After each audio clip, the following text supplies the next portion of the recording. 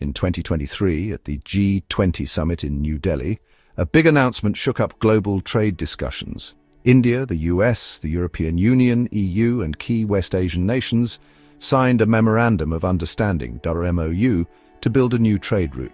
They called it the India-Middle East-Europe Economic Corridor, or IMEC. The idea?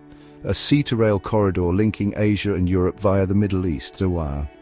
Here's how it would work. A ship carrying goods leaves an Indian port, docks in Dubai, where cargo is quickly shifted onto a railway network. From there it travels through Saudi Arabia and Jordan, reaching Haifa in Israel. Then it's loaded onto another ship that sails across the Mediterranean to Greece in Europe. So the goods are now moved from India to Europe. The promise here is faster, cheaper trade. The European Commission claims IMEC could slash travel time by 40% and costs by 30% compared to the traditional Suez Canal route. Plus, it's not just about moving goods. Because the IMEC corridor will also lay undersea fiber optic cables to improve digital connectivity between Asia, the Middle East and Europe. And it also aims to boost clean energy trade by exporting green hydrogen from the Middle East to Europe. And for India, it could mean better market access in Europe and the Middle East, stronger energy security with green hydrogen imports, and it could mean a larger role in global trade.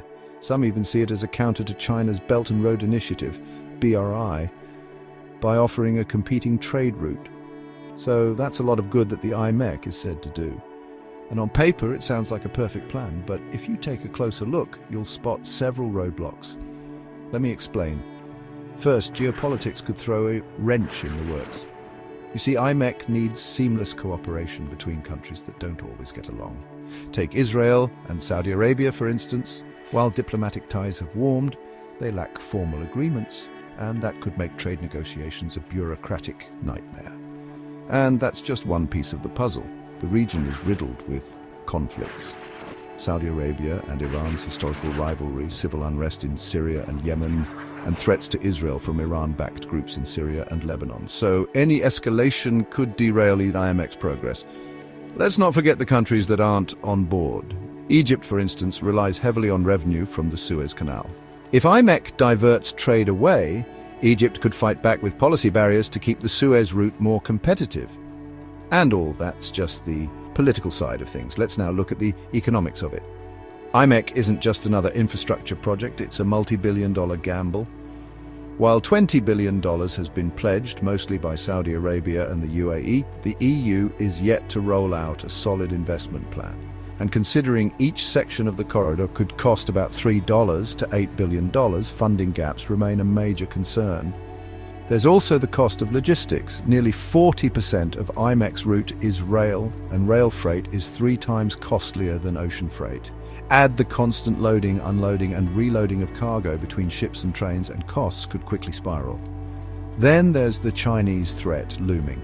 China has mocked IMEC as a knockoff of its Belt and Road Initiative BRI route.